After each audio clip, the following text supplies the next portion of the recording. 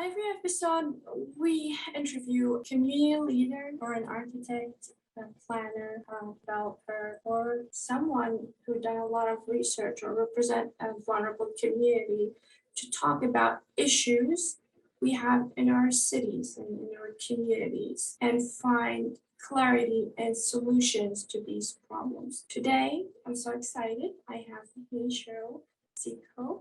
She's a licensed architect with almost 30 years of professional experience. She had extensive knowledge in building science, and she is very passionate about water damage and poor air quality. We'll be talking about health issues and how it's related to buildings and how architects help people live in better buildings and have better health. Welcome, Cheryl. Thank you for doing this. And, Thank you.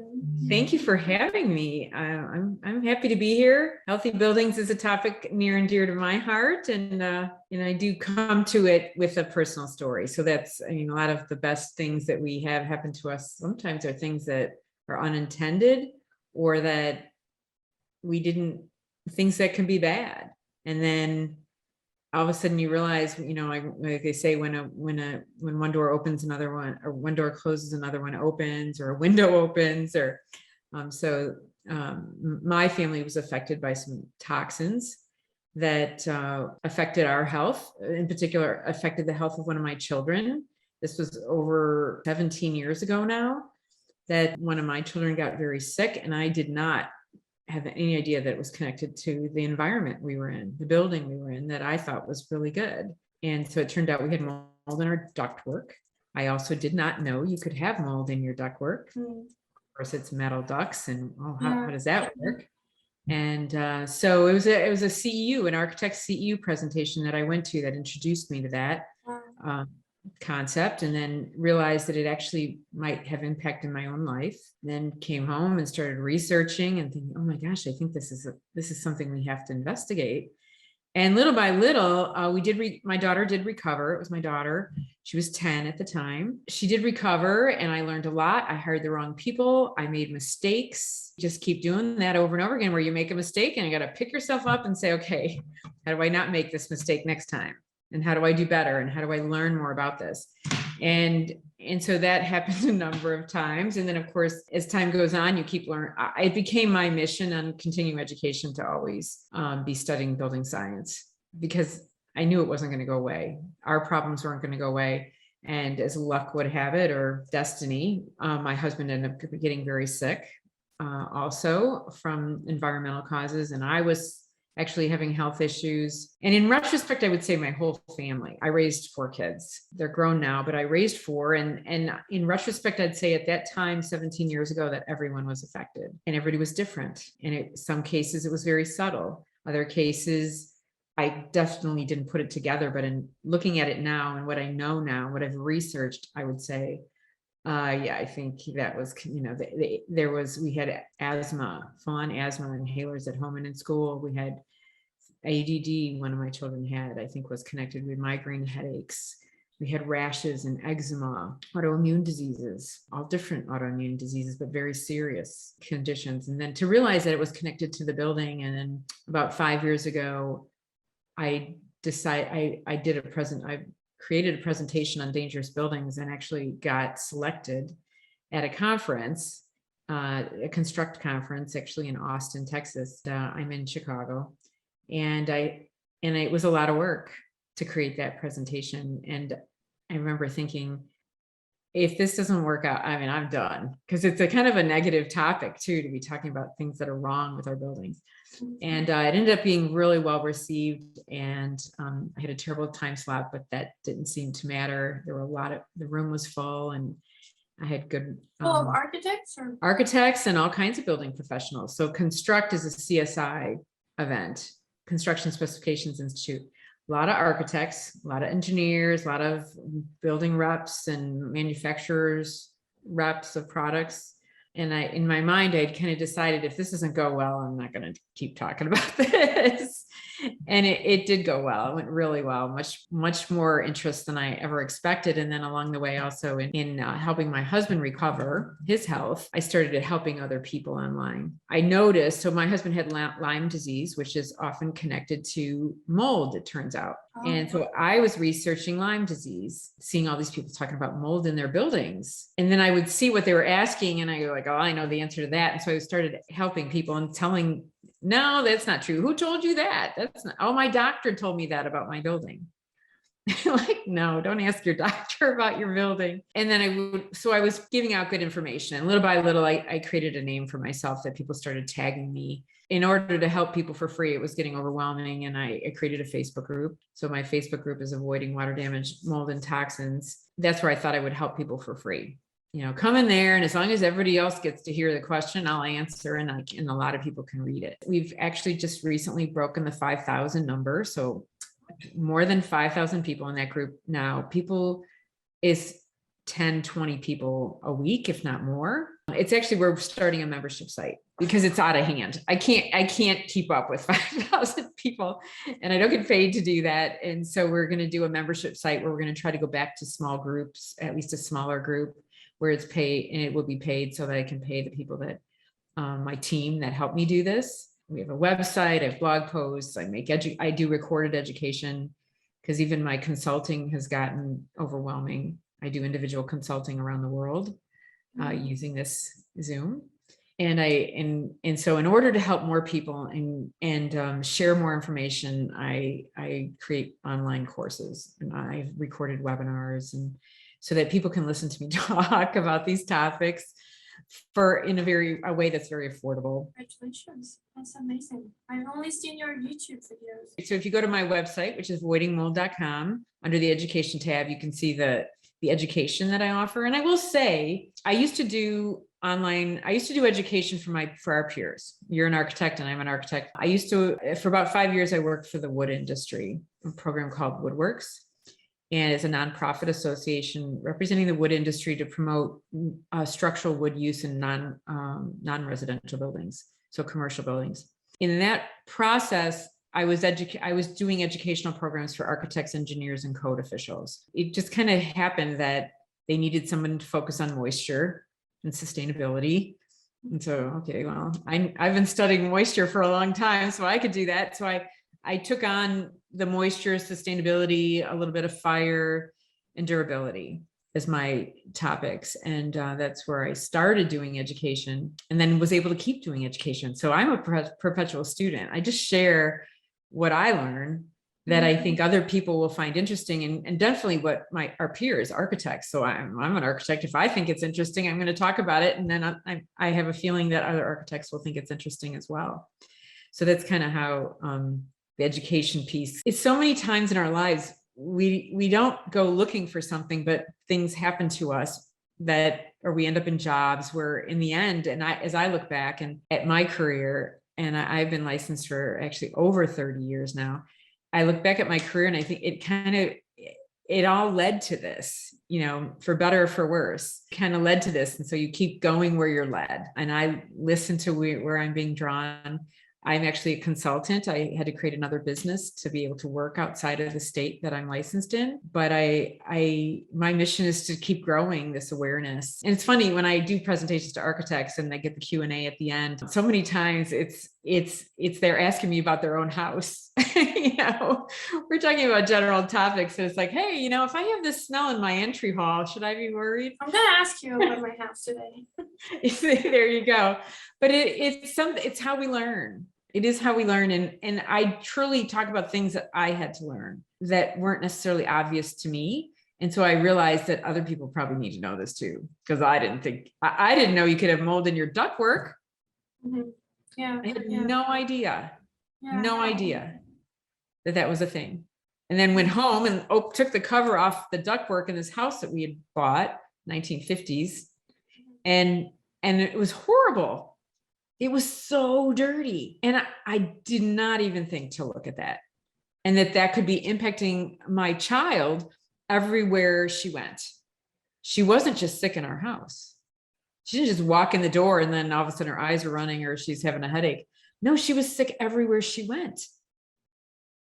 Full on asthma at home and in school. How many kids, and I know you asked you're interested in low income housing and that sort of thing, affordable housing. How many kids are not able to focus in school that have hyperactivity or attention deficit or asthma? How many kids die of asthma every year? And could it be impacted in part by the environment that they live in? And for me, it was. She had full-on asthma, inhalers at home and in school. And after we fixed the problem and got rid of it and made some mistakes, but corrected them, and it was about a year, and she recovered, and she's never had an inhaler since. Easily, if I didn't know that, she could be one of those kids that just has asthma her entire life, or could die from the ADD thing. You know, it's another one. How many kids can't pay attention in school? And could it have something to do with the environment that they're sleeping in? Maybe the school itself. This is not unique to just homes where we live. It could be the school. It could be an office someone works in. It could be a hospital even. It's pretty ubiquitous. It's equal opportunity. I have clients who have multi-million-dollar homes, and I have people that I help that are just barely getting by and spending their life savings trying to recover their health or their families. It's a broad-reaching problem, and I'm glad to have attention brought to it. And we as architects are a key. Yeah, and now with COVID, I've been listening to like how to control humidity. I don't know if you're probably the expert on this, but the relation between ventilation and humidity, and if you increase humidity with a certain temperature, you can have better control the spread of the virus. Yeah, and the other thing, you know, I don't know about that. I know that humidity is important. Ventilation and fresh air is way more important. I think that's one thing that has struck me about COVID was there was a lot of, stay home and stay indoors. I'm going, no, go outside, eat your lunch on your patio, you know, get out of your house. Because many of us, and I don't think I'm in that case now, but many people are living in homes that are toxic and immune burden, putting a burden on their immune system. And I sometimes wonder how many people that may have been exposed to COVID or gotten very sick from COVID or even died. What if they also had a mold condition? What if they had a mold exposure in their home that they didn't know about? I mean, it's a respiratory illness. Mold is in the air. And we can not have any indication that we're being exposed, truth be told. Yeah. So it's a difficult one. It's a very difficult one. But yeah, it is interesting how the current times of the COVID and everything is also, and I also wondered, you know, when we don't use our office buildings for months and months, you know, everybody's staying home, so the buildings are empty. And I wonder, are they running the heating and cooling? And what if there's a leak? Who's checking? And so I wonder, sometimes you hear about it when people go back to school, that they open the school buildings and, we can't let the kids come back to school because the classrooms are full of mold. It happens every year. And I wondered, how would that happen in office buildings and other buildings that were closed down? There's nobody there to pay attention, to notice. When you have moisture, you can have a lot of things. So in addition to mold and fungi, of which there's hundreds of thousands of species, then bacteria would also be something that could grow, and yeast is another thing. So that's not good either. I don't know that much about viruses and how they are connected or not connected to moisture and humidity, but I know that exposure to bacteria sure would be something that would contribute to health issues. So, and I think that Legionnaire's disease is basically a lung bacterial infection. But I'm not going to say that I'm an expert on that. But certainly another case where something that we've heard about that affects health, I do think that we've got way more people affected by the health of their air quality in their buildings. And I want to be clear that it's not always just mold. It could be other things. And that's a whole nother topic probably for you to address, is the other toxins in buildings and like plastic. VOCs. Yeah, VOCs, off-gassing of formaldehyde. There's silica dust. is getting in ductwork for a lot of reasons, but in the building process, if they're not protecting the equipment, the heating and air conditioning equipment, you can have that to be something that's blowing around. So buildings are very complicated, very, very complicated. And as we've done better at tightening up our buildings for sustainability, that is surely a good thing. We've created some unintended consequences of doing that, in which our buildings are very tight. And we're not actually building them any different than we ever did before they were tight. The combination of all these man-made materials now that we're using that we don't really know, like, oh my gosh, I didn't know that off-gassed, or that's trapped. Radon, formaldehyde, the VOCs, and then our buildings get wet. They've always gotten wet, but now they can't dry. And so when you have a petri dish, sometimes in our walls and our ceilings and our basements and our foundations of any kind, and architects are the right place to go for solutions, but we as architects have to be studying that. And so I am a designer by passion, so busy focusing on just this topic of moisture management and building defects and health, that this is all I do. My goal now for my peers is to be a consultant and if you're designing the building, there's no way you have time to research this all the time. And so I've been doing it, and I'm happy to be a resource to other people who say, I'll just send you in the direction. I know where all the links are. I know where the resources are, and the fast track to the solutions that it's just truly hard to keep up with. This stuff changes every day. I don't even focus on materials that much, because those change like hourly. How many different kinds of water resistive barriers do we have today? I can't keep up with that. So I stick to the systems, the overall building science piece. And I know some people that focus on just researching materials, and that would be a good place that I could send people for that. But it's always more than just the materials. Buildings are a system. So if viewers are watching this right now and they might ask, how do I know that my house has mold? Do you have any signs like be watching for? Yeah, that's a common question. People come to know that their house has mold in a variety of ways. Obviously, you see mold. If it's mildew, everybody should know mold and mildew are the same thing. So if you see it, then you have it. If you smell it, a musty smell, an off smell, sometimes it's actually described as a sweet smell. Some smell doesn't appear normal, not smelling clean anyway. That means there's mold somewhere. If you've had water damage and it maybe couldn't dry out, or you don't know, that's a good sign of maybe that mold could be a problem.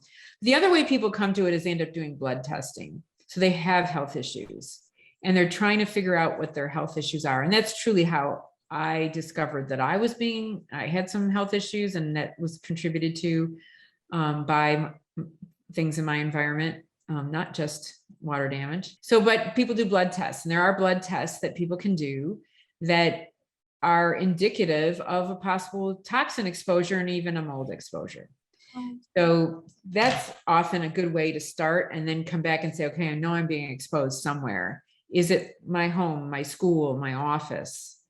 Maybe it's all of them. It's a detective job. It's looking for clues and trying to put the pieces together. And I help people do that. I listen to their history and the history of their health and the history of their buildings and where they moved and what they did and when things got better or worse. And sometimes people will have a water event and they'll have remediation.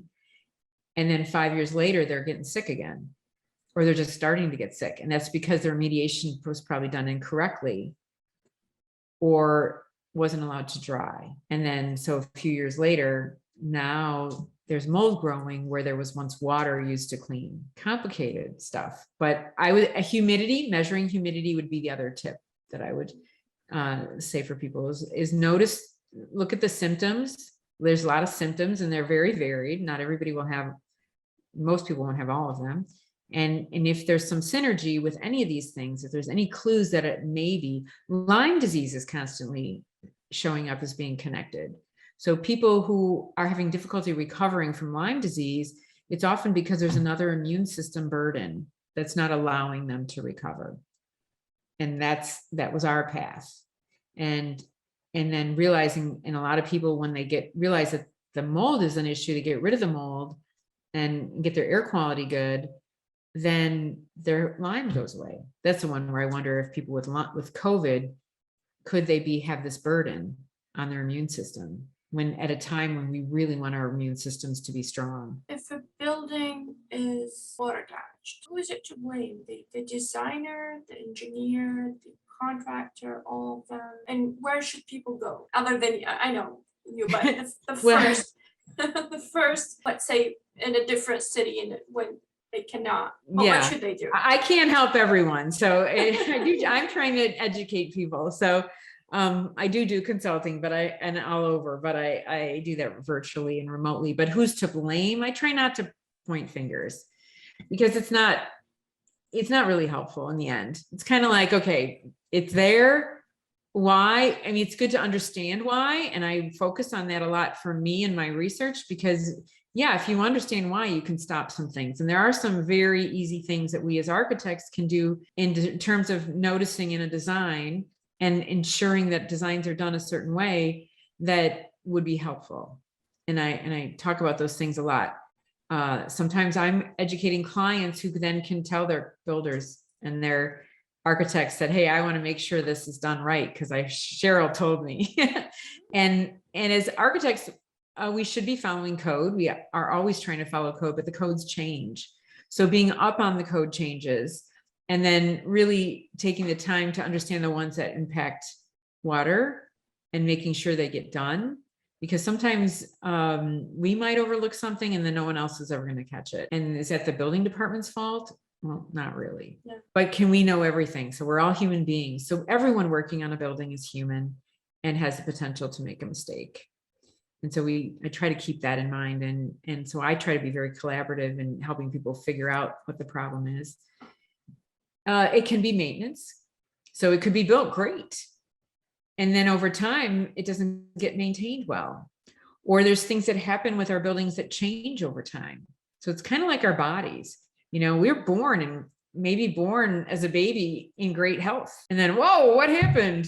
Now you have this problem and that problem. And how did that happen? Well, it's probably a lot of things. It's what you eat, your exercise, where you live, what you breathe, what you drink.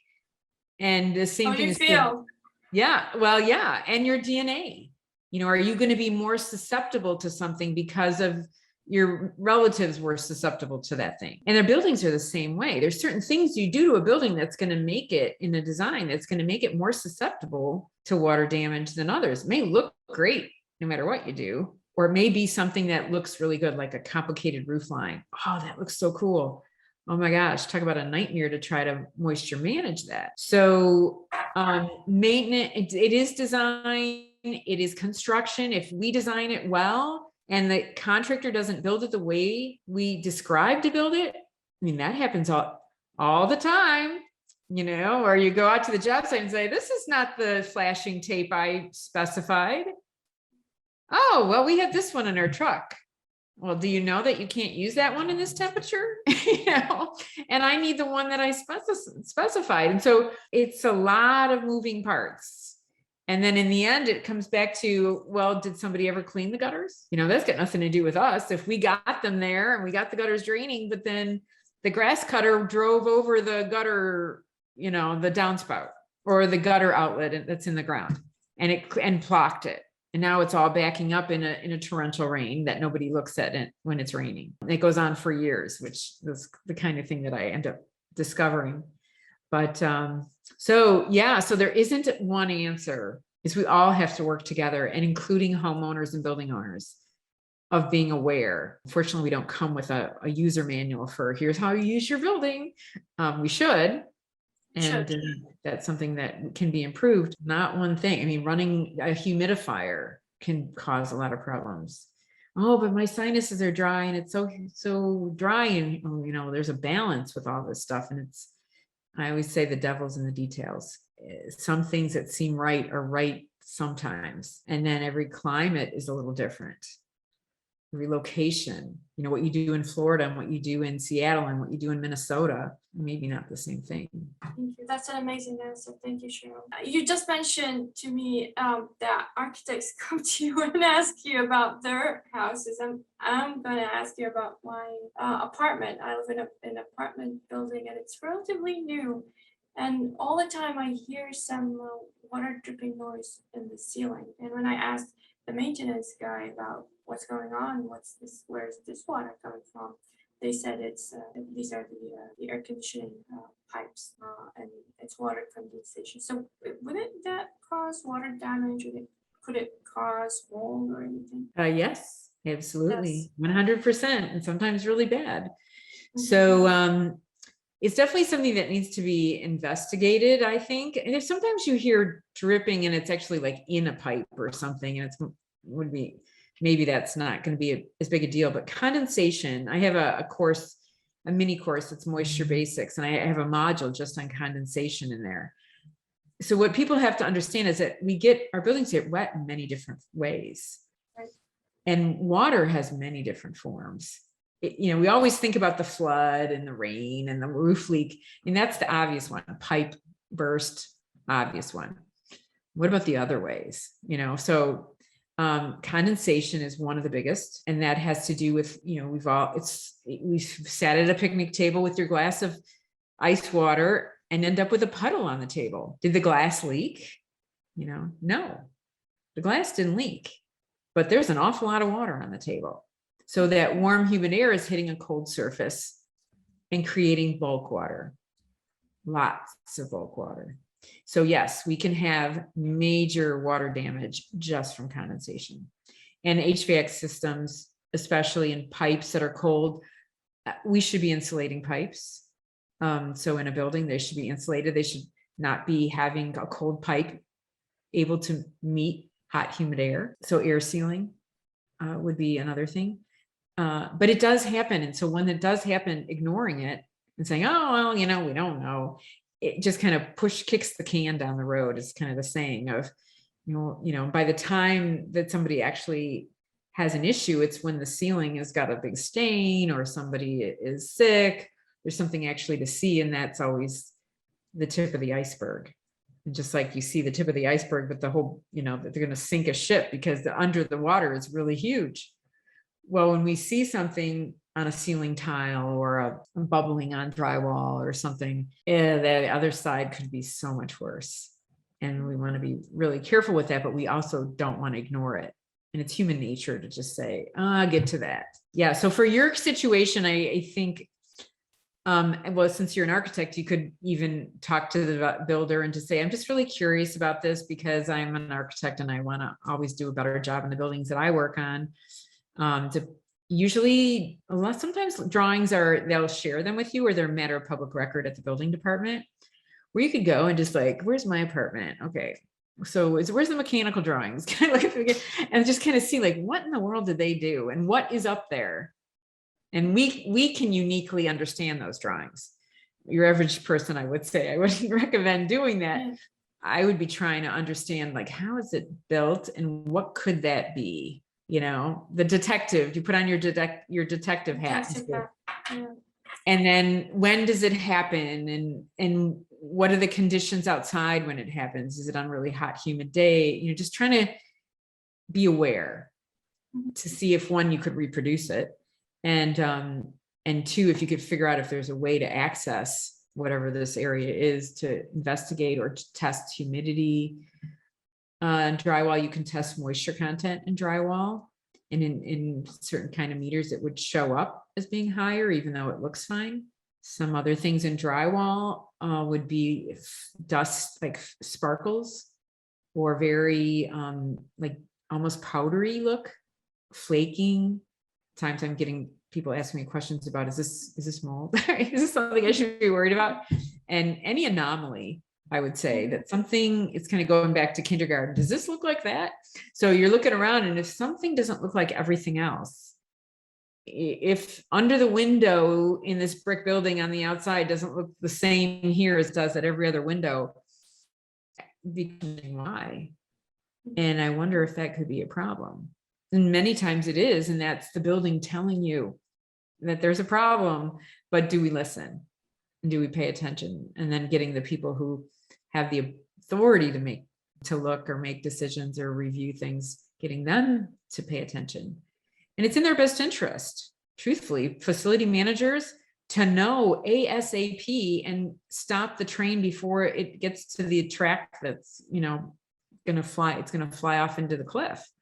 So we want to stop the damage before it gets really bad. But again, that's like a human nature thing where I have this little cut, it's been bothering me, and you let it go and you let it go and you let it go until it gets really infected. And then you're like, oh, I got to go to the doctor. I bring this stuff up, but it's a challenge because it's human nature to like not look at stuff. When we design floors, we don't worry a lot about the interior floors. So we worry about the walls, we worry about the roof. But what if someone is spilling water, or there's water in the kitchen that's getting into the floor in the bathroom for other floors? So I again, this is my apartment building, and sometimes I see big stains of water on my ceiling, and it's coming from my neighbors. I know probably have a dog or. Well, it can be big apartment buildings, especially multi-floor buildings,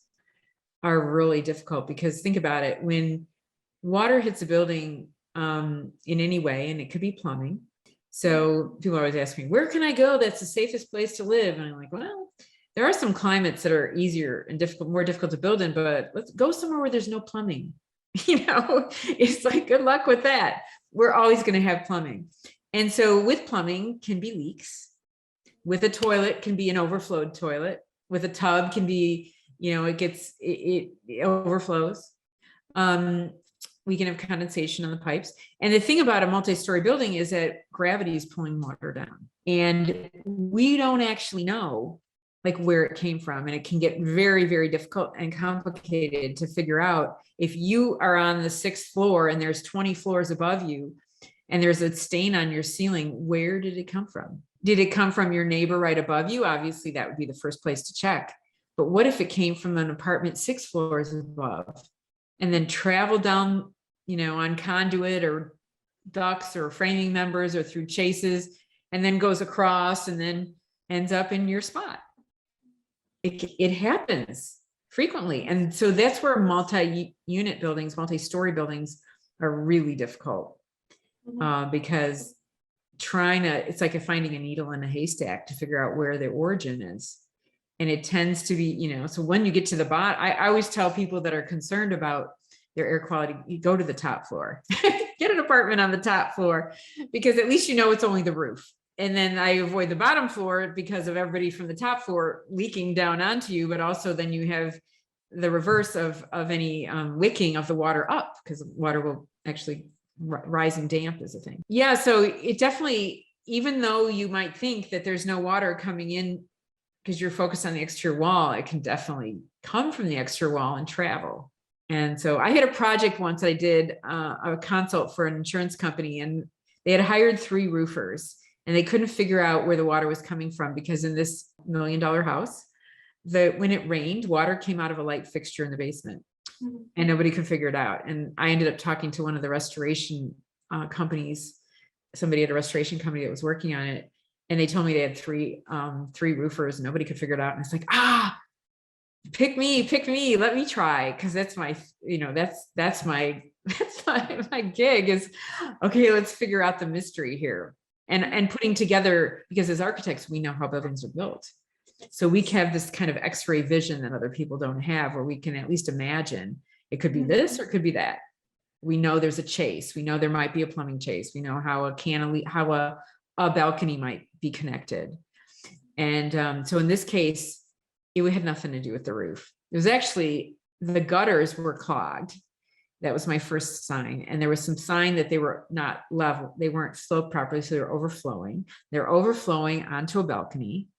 And the balcony had some caulk around the edges, which made me think, I wonder if this has leaked before.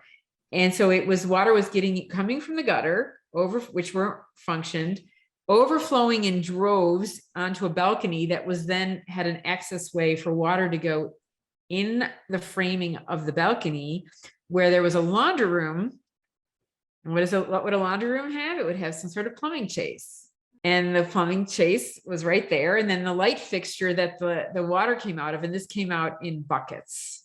They had a big garbage can to collect the water.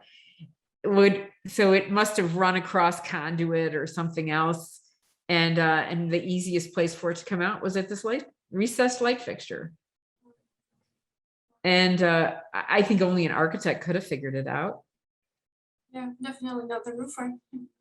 No, but it's like, so I don't know if maybe some people watching this would have known of the game Mousetrap.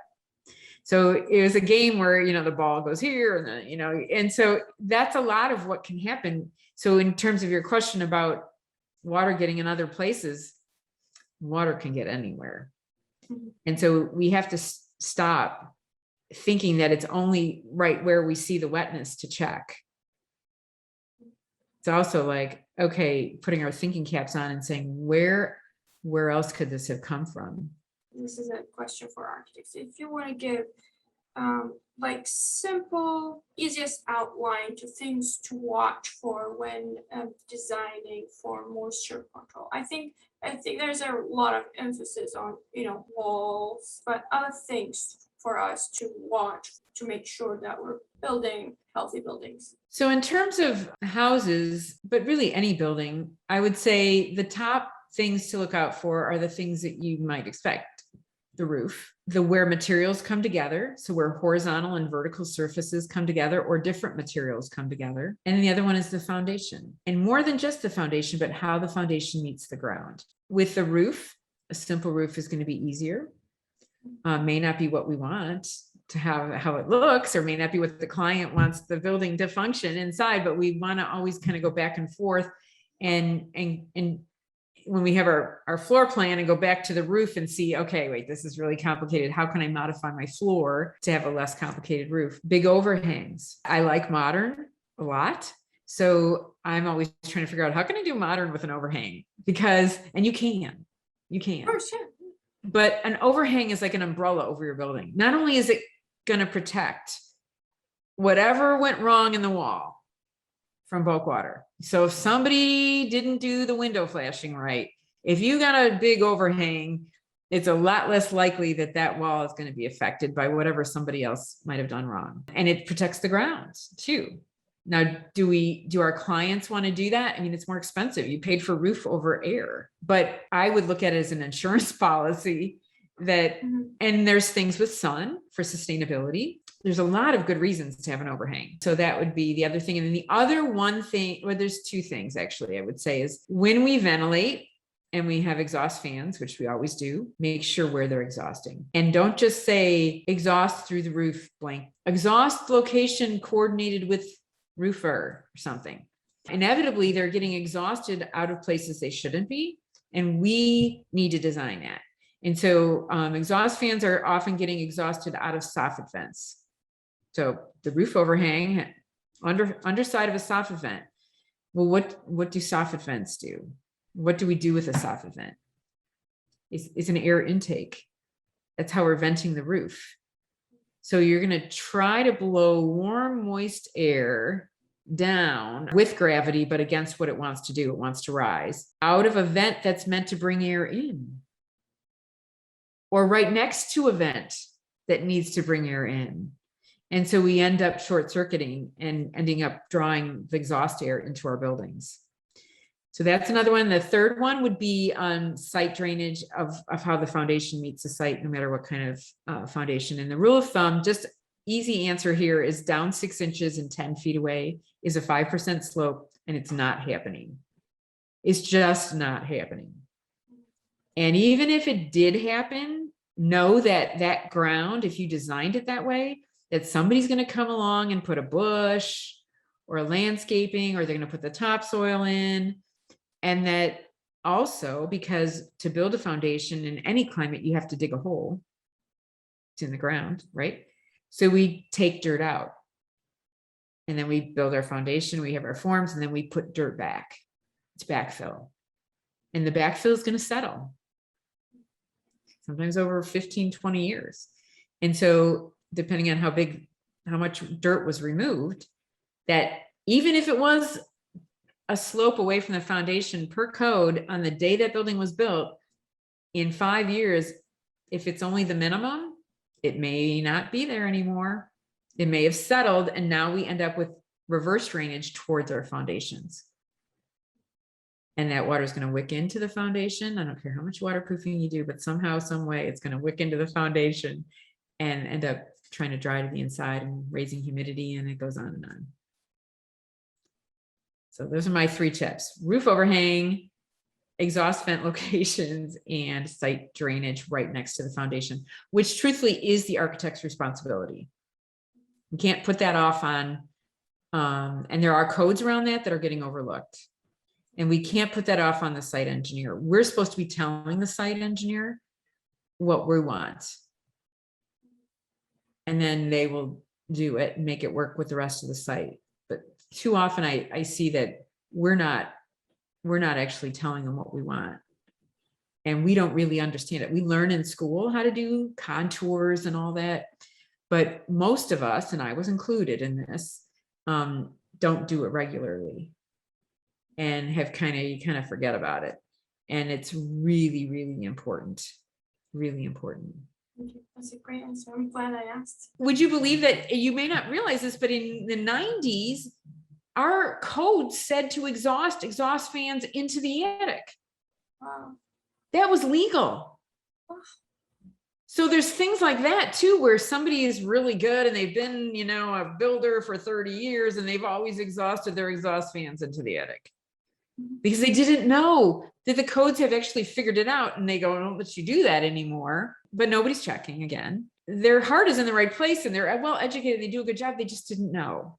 And that's where the part where I say we have to know what the code changes are, and we have to be on top of it and be saying, whoa, I know you guys probably don't, maybe you don't know this. And I would say 90% of builders do not know this, because I see it. It's a one thing I could take pictures of all day, is a house under construction with the exhaust fans hanging out of the soffit vents, which is the intake for the attic. And so I came to it because all these people have mold in their attics. I was like, how is this happening?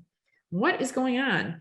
And then, oh, wow. And then I could see where the codes didn't used to say not to do it. So it's a complex mess. And we just have to keep trying to do better. And I share the information and hope that I can help one more person do it better and notice. And not one person, a building, you have people gonna live for it for I don't know many years, and then other people are gonna, so at least it's gonna stay there for 50 years. So you're not helping. If they're doing, or if we're doing change in one building, that's 15 people are going to be living in that building or growing up in that building over the course of. Right. And I can't be the only one that knows about it. So that's why my mission is to educate other people. And if it has to be the clients informing their architects or informing their builders. Or the architects. I'm really pro architects. I think what we do, we talked about this a little bit before we got started interviewing, that it's a really interesting job. And I love what I do. And I've done a lot of different things in my career that I didn't know that you could do in architecture. But there's so many places to go with it, but we can make a difference. And we should make a difference. We should know that what we build and what we design can affect the health of many, many people. And the more we can share information, and that's my mission, is to share information and awareness, because I can't individually be a consultant for everyone in the world, and I can't get everybody in my courses. But if I can get more architects, engineers, code officials knowing about these issues, then it can grow, and we can all do better, and we can all be healthier. And ultimately, that's my goal, is to. That's a wonderful dream.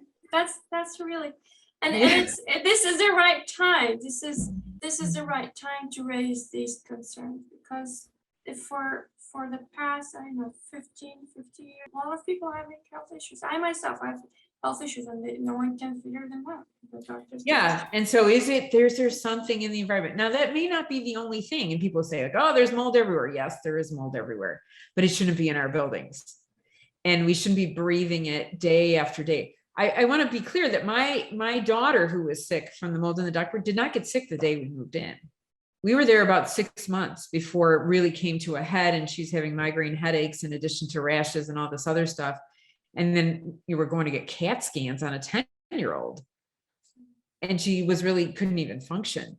And so that's it was very insidious, very insidious. And she was sick everywhere she went. She was sick at school. She was sick at her friends' houses. So why would I think it was my house? No reason to think that. So I think it's important for especially architects, but builders and developers as well to know that we can have an impact. We do have an impact on the buildings that we build and the health of the people who will be in them. And the more we can learn about that, I'm a perpetual student. I recommend that because you're never done on this topic. But so this happened to me for a reason. It happened in my family for a reason, and it wasn't. Truth be told, it was very difficult. My husband was actually on disability for a while, and he's completely recovered. It's expensive. Oh, so expensive. And then when you make mistakes, that's really expensive. It's very painful and gets depressing. And depression is actually one of the symptoms. Insomnia. So you have these, so how do you function in all this? And so just to know that there is hope. And so it happened to me for a reason, I believe. And that even though my passion is design, I think at this moment, I should be doing what I'm doing, which is sharing what I know that can help other people. And as architects, there's a lot of things we know or can know that other people are going to have a really hard time with. And this stuff related to the building as a system, the mousetrap game, to know what is connected to what, and to even know who's supposed to do what, when, why. I think we have a purpose that needs to be amplified that is being overlooked. And time again, I say, well, look for an architect in your community. Oh, they only do design. No. We don't only do design. We do so much more. And if you are a designer and think you only do design, then you got more to work on. They draw pretty pictures. Yeah, but our partner with other people, we all have different talents, so this has become maybe my talent, my specialty, and I'm happy to partner with someone else whose talent is drawing the pretty pictures. Great, as long as you know where your limitations end and where you might need to get someone else. I do videos, and I can't edit. The tech stuff is so not something that's in my wheelhouse. So I hire people to do that. And so and create a team. So create a team of people that know, that do well and that are qualified in all these different areas. Create a team that includes a good mechanical engineer, a good structural engineer, a good electrician, and then bring everyone in early to talk about the design. Because we don't want to end up where, oh, it's all great, but the duct guy can't figure out how to get his ducts in here because nobody thought to ask him if this was going to be easy to heat or cool or efficient, or could he even run his ductwork. And so more and more, as the complexity of our buildings has become normal, it's not going to go back. We're building Teslas, basically. We have to start building another way, and we have to start incorporating teams from the beginning, and we have to start thinking about prefabrication, I think, a little bit more, because the preciseness that's needed for the energy efficiency and all of this is difficult for a mere human to do on a job site where it might rain and where they, are hot or cold, or, there's so many variables. They're not building Teslas in the middle of a parking lot. And if our buildings need to become that, then we got to figure out new ways to build. So it's just a small nut to crack. So just for the record, I was joking about drawing pretty pictures. I think architects bring much more than that. No, I get it, but I get it. But actually, I know. I mean, I like to draw. I haven't drawn in a really long time. Sometimes I look at it and think, maybe I should take a drawing class. It's been so long since I've drawn to just get me back into it. But that is what the general public thinks we do. It is. And it's probably 5% of what we do.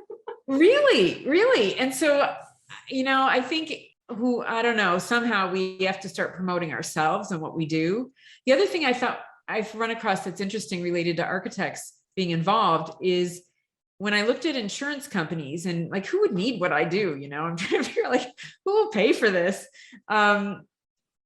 I thought, well, what wouldn't insurance companies want to know? Wouldn't they want to know when they're going to insure someone, whether the building is going to be a good risk for water damage? Apparently, I don't think I couldn't find anybody that wanted to know so far, but if somebody's out there and hears this, contact me. But what I found was I had engineers sending me articles about buildings that had water damage. And one engineer in particular, as a structural engineer, sent me this article about a beam that was decayed and then had to be replaced. And he sent me this article with a note saying, who's supposed to do the moisture management? Okay, the architect is supposed to do the moisture management. But did the insurance company that was doing the repairs have an architect involved? No. So what did they do with this? This was in, like, to your point, on a multi-story building with apartments. It was a 4-story condo, and the beam at the balcony on the first level rotted out. It was rotting out. It was decaying. And so structural defect, get a structural engineer. And they pulled off some of the sidings. You could see it in the pictures. The structural engineer is looking for decay. You could see black on the sheathing beyond the decay, but that wasn't his mandate. It wasn't structurally deficient because it was black with mold. And his solution, which is a typical engineering solution, I think, and maybe positioning engineers in a less creative way than I should, but was to basically put in some sort of drainage membrane so that the water would flow around the beam. Now that's kind of like your boots are filling up with rainwater because your rain pants are tucked in your rain boots. And so your solution is to put holes in the bottom of your boots. Just let the water go right out. And that's good. Now we're not collecting the water, but your socks are wet. So the outside of this building, I think the sheathing was really wet in more places than this beam. And there was no effort to figure out where the water was coming from. Let's just manage the water around the beam so this beam doesn't decay next time. And when I'm like, where's the architect in this? Because yes, the architect does the moisture management, but they weren't at the table. And I have come to find that very few insurance companies actually have architects as part of their staff for these kind of things, that they're relying on the structural engineer who it's not their responsibility to manage, to do the flashing details and all that. So somehow we have to get ourselves and say, hey, we do this and you need us on your team. So if that's a little public service announcement to whoever out there that be is, there's a lot of good architects.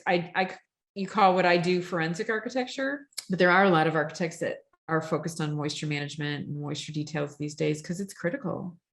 It's so critical. And the more we can understand the things that are going wrong, learn about them and understand the materials and how the materials work. Oftentimes our education is coming from material suppliers, which doesn't help us when the defect is where two materials come together. So who's going to teach us that? So, yeah. My closing question is going to be, if you have all the needs, if you want to imagine our future buildings, let's say 30, 50 years, let's say 2030, what do you want to see? You just mentioned research. We have to do more research. We don't have to rely mostly on suppliers. That information will get provided by suppliers. But if your wish can come true, what would your wish be? What I see in the future is more prefabrication or modular, maybe a combination of them. So prefabrication can be prefabricated components. So maybe the truck comes with the walls and the roof stacked up and windows installed, and, you know, and so that they just get assembled in the right way. The challenge that we have today is rethinking how we do all this. And that's not something that comes easy, because it starts to go back to the codes. Well, the code officials want to be able to go on the job site and they want to inspect the plumbing or the electrical, but you've already installed it at a factory when it's prefabricated. And so that can be the reason why prefabricated components or modular building isn't going to be done, because the building codes are used to doing it the old way. So anytime you're changing for everyone to do things a new way, it's going to be a challenge. But I do think that's where the future has to go, is taking the technology that we have and the ability we have and figuring out new ways to build and new ways to check the buildings for the code officials. And then testing on how that happens. I've seen some prefabricated things where I look at it and I just laugh, because it's just going to collect water. It's like, okay, it's a great idea. The whole thing unfolds, but the moisture management's been overlooked. So maybe there was an engineer in how to unpack this box and ship it, but we missed the piece on how to keep the water out of it. And so again, I think we're going to be more and more team focused in the future. We're going to have to be. There's a place for everyone. We talked a little bit earlier about a conductor of an orchestra. I see the architect as a conductor of an orchestra, playing a symphony. And there's got to be an expert percussionist, and there's an expert violinist, and a trumpet, trombone, whatever, cello. All these instruments are very specialized and need experts to make a beautiful symphony.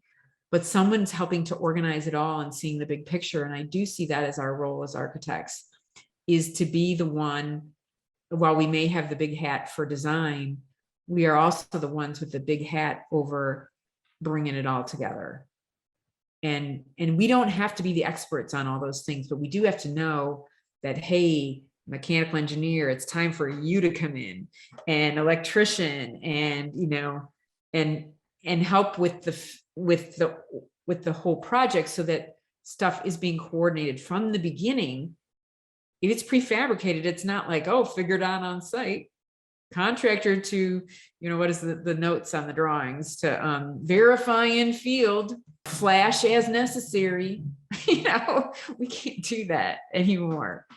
We have computers. We need good details, and they need to be on the drawings over and over again, and then they need to be adapted to our buildings.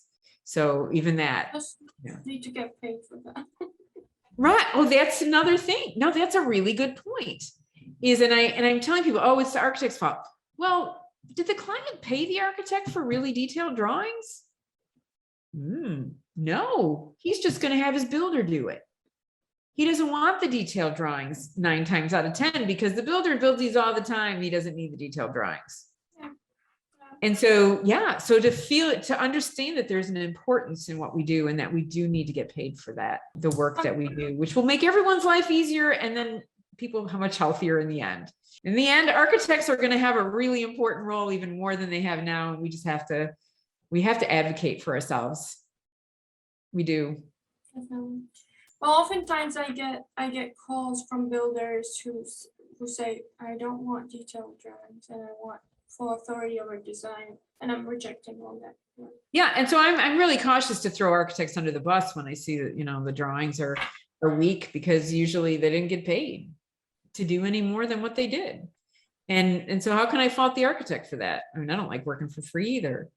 And we do what we can to support our families and pay our bills. And I don't know how that, I mean, even, did you know, most people may not realize that single family homes don't require an architect in most states. You don't have to be involved at all. I think that has to change. And then someone will say, oh, that's going to make the buildings so much more expensive. Well, they're also going to make them healthier, and durable, and sustainable. Efficient. Yes. I mean, we do add a lot of value. I can always tell, I feel like, when I see a design, I'm like, okay, this is, especially when it's like, yes, an architect definitely did this, because there's things thought out that that it's like, yeah, your average person may not have thought of that, but I think I could see that an architect would have. And you can sometimes see when it's like, oh no, the south facing wall has no windows. I'm pretty sure an architect didn't do that. Because we think about those things, orientation of the building and site and views, and it's more custom as opposed to taking a stock plan and saying, oh, I've used this same plan on 5 other lots, and now let's just stick it on this lot, disregarding anything to do with the climate and the site. And oh, we're on a hill now. Okay, well, now I've seen those even where the drawing is like, okay, this site is really sloped and this drawing is not. So how does this get done? I don't know. The builder's just going to do it on the site. He's just going to stand there with the guy with the backhoe saying, move dirt here. That's enough. No, I need more. Recipe for disaster. Cheryl, I can't tell you how happy I am and how like my mind is blown in a euphoric state with all the information I've learned from you today. I'm really happy. I'm really happy. I learned so much. Probably, I know, not a CEU or any other course. And to be honest, I'm very passionate about this topic. The research you've done and all the information you've provided and your generosity, it blows my mind. Well, thanks. So just so everybody so knows, much. my courses do qualify for CEU credit. You may have to self-report. I actually did have them as AIA approved, and I wasn't getting that many people asking for them for that. So I have to pay for that. So I stopped offering it. But you can totally self-report it.